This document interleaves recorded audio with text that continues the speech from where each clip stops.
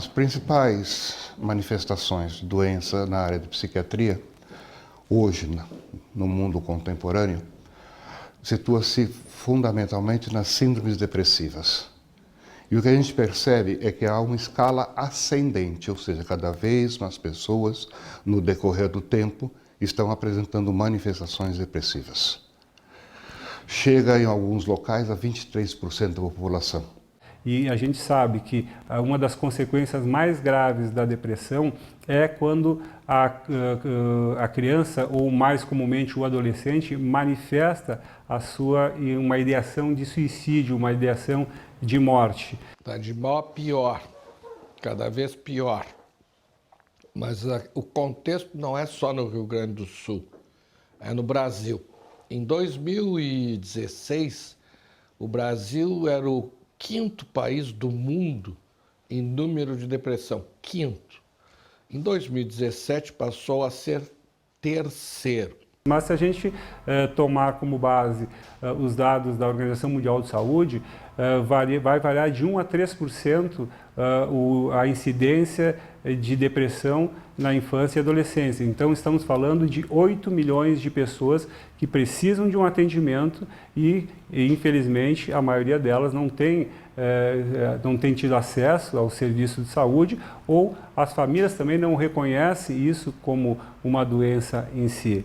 O segundo transtorno, que tem uma afluência muito grande nos consultórios, são os transtornos de ansiedade. E aí tem outra patologia, outra doença associada que se chama ansiedade. Em termos de ansiedade, o Brasil é o primeiro do mundo. Depressão na infância e adolescência, até uns 20 anos atrás, não era considerada como tal, uma vez que se pensava que a depressão era uma consequência de de um estado emocional avariado, de uma percepção inadequada, né, da sua situação emocional. E o que se vê hoje é que as crianças e os adolescentes, sim, eles se deprimem. Em geral, ser vencedor na vida vai seguir os parâmetros que o mundo contemporâneo hoje exige da pessoa. Seja um profissional reconhecido, que tenha uma boa remuneração, e que, por conseguinte, tem um bom carro, mora num lugar socialmente ou socioeconomicamente diferenciado, né? Vai ter que ter uma determinada aparência, porque então, vivemos hoje muito na época da imagem. Então, como fatores de ansiedade e estresse tendem a levar a sentimentos depressivos e, consequentemente, a uma depressão, a gente pode imaginar que essa fase atual da humanidade, onde há uma busca incessante, né, pelo sucesso, né, pelo reconhecimento, e pode fazer com que muitas crianças e adolescentes que não se sentem adequados ou não estão ainda preparados para enfrentar esse tipo de cobrança, podem sim estar sendo submetidas a um estresse muito grande e, consequentemente, um aumento no número de casos de depressão. O Brasil era o país da alegria, do futebol, do carnaval, e hoje é um país triste. Então as pessoas não entendem por que as pessoas estão com raiva. Ah, está todo mundo com raiva, com muito ódio. Mas por que as pessoas estão com raiva e ódio? Porque elas estão deprimidas. Mas por que elas estão deprimidas? Por que elas estão ansiosas? Elas estão ansiosas e deprimidas por uma situação que elas foram colocadas. Nós nunca tivemos um recorde tão grande de desemprego no nosso país como atualmente. E uma situação econômica de falência das empresas, de diminuição da renda. Então é preciso que os adultos tomem cuidado, não que vão deixar de expressar suas emoções, mas ressaltem que a responsabilidade não é dos filhos. A responsabilidade depende de outros fatores, que não é os filhos, né? Que o amor continua presente, estamos passando por dificuldades, sim, estamos passando, vamos enfrentar todos nós juntos, né, essas dificuldades, né? Porque essa possibilidade, né, do jovem se sentir um estorvo, um peso, além das questões sociais, como a solidão. Então nós tínhamos 9 mil suicídios por ano. Em 2015, em 2017 passou para 12, aumentou de 9 para 12, 3 mil a mais por ano, dá 1.000 por mês, 32 por dia. Nós temos 32 suicídios por dia no Brasil, 3 aqui no Rio Grande do Sul. Da mesma forma que as manifestações depressivas, elas estão numa curva ascendente, também o suicídio, principalmente em jovens. E por quê? O que os estudiosos entendem, estão entendendo a esse respeito? Pelas demandas, as exigências que a sociedade faz sobre o jovem e que ele não consegue cumprir. O que a gente vê é que esses jovens estão decidindo o futuro deles cada vez mais cedo. Porque se ele não entrar numa boa faculdade, não tiver acesso a um bom curso de pós-graduação, né, ou obter, por consequência, um estágio numa empresa conceituada, ele já está fora do mercado. Né? Então, essa exigência sobre os jovens, e eles percebendo, né, que eles não vão cumprir com essas exigências, e aí o sentimento de auto-humilhação, de incompetência, de desesperança, vem com muita força. Os adolescentes, por sua vez, têm uma natureza muito mais impulsiva e tendem a querer resolver rapidamente seus problemas. E a morte, como já há uma certa percepção de que ela apaga sentimentos, que ela interrompe o sofrimento, muitas vezes é uma atitude que leva os adolescentes a cometerem o suicídio. Porém, esse não é um problema também só nacional e local, é um problema mundial. No mundo nós temos 800 mil suicídios, 1 a cada 40 segundos e uma tentativa a cada 4 segundos, ou seja, as tentativas são 10 vezes maiores que os próprios suicídios. Entre os jovens e os adolescentes, o suicídio mata mais do que a AIDS. E o suicídio mata mais do que todas as guerras juntas no mundo no dia de hoje. Comum hoje as pessoas confundirem tristeza, a tristeza normal da vida, em ter uma frustração, uma decepção, perde alguém muito querido. A gente fica triste, isso é natural da vida. E está se confundindo isso com depressão, com uma síndrome depressiva, que é a vivência de desamparo, desesperança, perda do prazer nas coisas de uma forma geral, uma tristeza que dói, uma tristeza profunda. Né? Há um comprometimento do sono bastante importante. O termo depressão sempre foi utilizado de uma maneira muito genérica, ou seja, qualquer reação a uma perda, a uma dificuldade econômica, uma abalo emocional, né, era considerado que a pessoa estaria deprimida. Não, nós estamos falando que existem as nossas tristezas comuns, naturais, importantes para o crescimento e fortalecimento do indivíduo.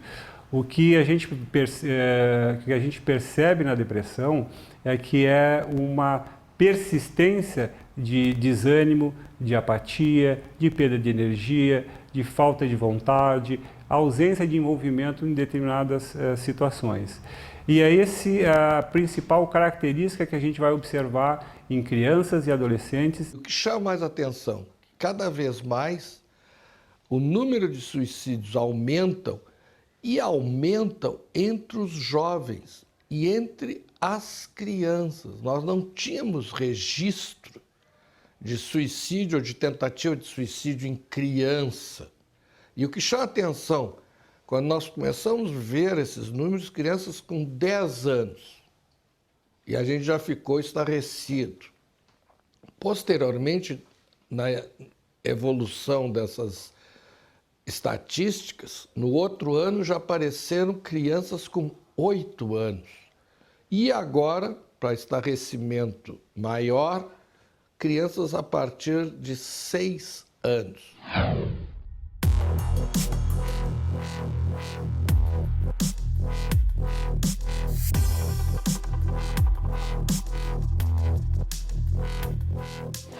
A criança, ela não tem ideia de que a morte vai ser um alívio. Ela vê como um sono que ela vai dormir e depois ela acaba acordando. Então, o suicídio é mais raro na infância e, infelizmente, mais comum na adolescência. Familiares que têm quadros de depressão ou outros transtornos do humor, né, apresentam na sua prole uma tendência maior disso acontecer.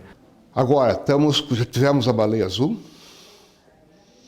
né? Aquele joguinho, né, de videogame. Estamos agora com outro tipo de jogo, né, que são dois jogos que sugerem, sabe, conduzem a pessoa, o jovem, a cometer um suicídio. Então, triplicou o índice de suicídio em adolescentes nos últimos anos. Criança, principalmente nas primeiras faixas etárias, pode acontecer de 0, né, enfim, até o início da adolescência, elas não têm uma ideia do que está acontecendo, né? Elas não conseguem nominar os seus sentimentos. Então elas passam a ficar quietas, isoladas, elas perdem interesse pelas suas atividades do dia a dia, elas vão ficando cada vez mais receosas em dormir, em se afastar das pessoas. E, novamente, não são situações momentâneas e temporárias, né? São situações que são persistentes. Então, a primeira dica que a gente dá para as famílias é que fiquem atentos às mudanças de comportamento que seus filhos podem ter no seu dia a dia. Mas isso também não se dá por acaso. Então, nós fomos aprofundando a pesquisa e constatamos que as crianças nessas idades já fazem, em algumas situações, uso e abuso de álcool e drogas. E o outro problema que vem junto e é consequente, né, é a questão do uso de drogas.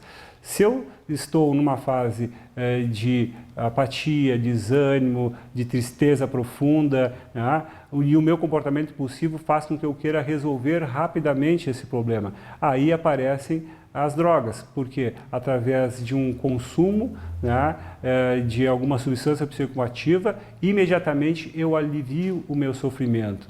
Então, os primeiros contatos com a droga muitas vezes indicam isso, uma necessidade de alívio de dor de um adolescente. Como consequência, além da depressão, eu vou ter uma dependência química a ser tratada. E hoje existe um estímulo muito grande para o uso da droga. Porque se o jovem não fizer uso da droga, ele vai estar fora da turma. Uma coisa é um adulto, né, chegar em casa depois de um dia de trabalho e fumar o seu baseado. Isto é uma coisa, né? A outra coisa é um cérebro em formação, um cérebro em desenvolvimento, receber o impacto de uma droga psicoativa.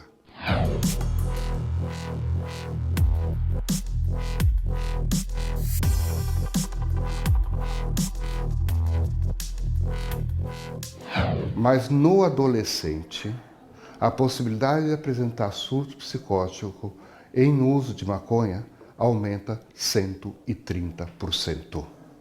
Isso às vezes é muito difícil de tu convencer uma pessoa que está entrando no mundo da droga de que ela tem que parar, porque ela vai alegar: justamente agora que eu estou me sentindo bem, é que dizem para mim que tem que parar com a droga. Então, naturalmente, é mais um aspecto que as famílias têm que estar atentos de que o início do consumo de drogas nessa fase pode revelar não somente uma curiosidade, não somente, né, uma forma de experimentar, né, o que está acontecendo ou um novo. Pode-se estar diante de uma situação de que alguém está buscando alívio para um sofrimento. E aí, nesses casos, a dependência química se instala com muito mais velocidade. Hoje é bonito, se tu é de uma tribo, tu tem que falar a língua daquela tribo e ter os valores daquela tribo.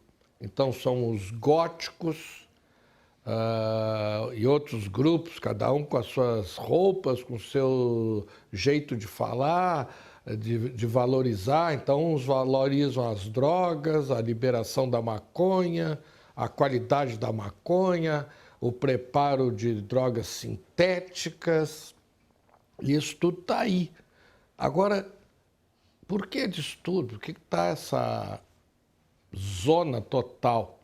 Porque não tem valores, Não existe mais família. Aquela família nuclear e tradicional que nós tínhamos há 100 anos atrás, ela acabou. Pelo jovem se sentir desvalorizado, não prestigiado, sem significância, aí ele passa a se reunir em turmas, ou as chamadas gangues, né, que naturalmente tem uma tendência à contravenção, né, que é chamado de um comportamento para-suicida, na qual eu não me protejo, eu me coloco em situações de risco, eu estar envolvido em gangues e situações que me coloquem em situações de risco.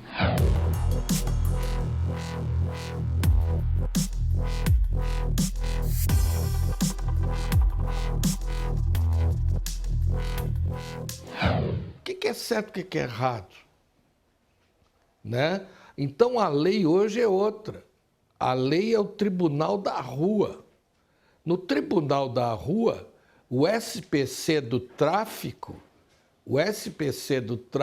não tem essa. Não pagou, morreu. Não é? Corta a orelha e morre. Entendeu? Não tem essa conversinha fiada aí. Né? Então nós estamos diante de uma grande revolução cultural que as pessoas não se deram conta. Então a gente tem que voltar a resgatar o que nós não temos mais. Né? Então tu vê as crianças às vezes, mas com quem tu vive?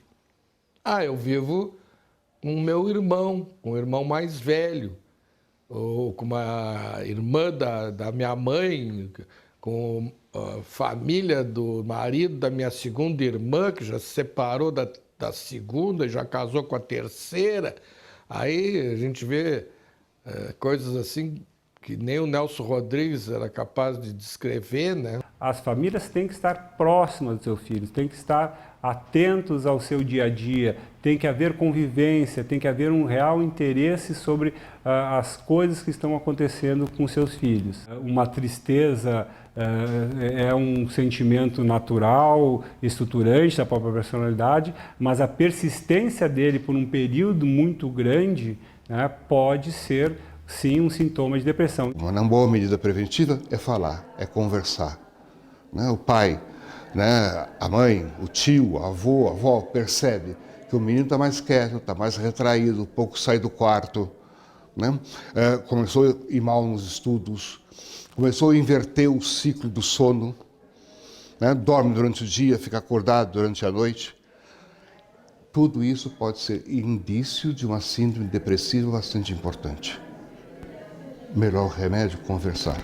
Conversar e conversar de maneira aberta, sem medo das palavras, sem medo dos sentimentos.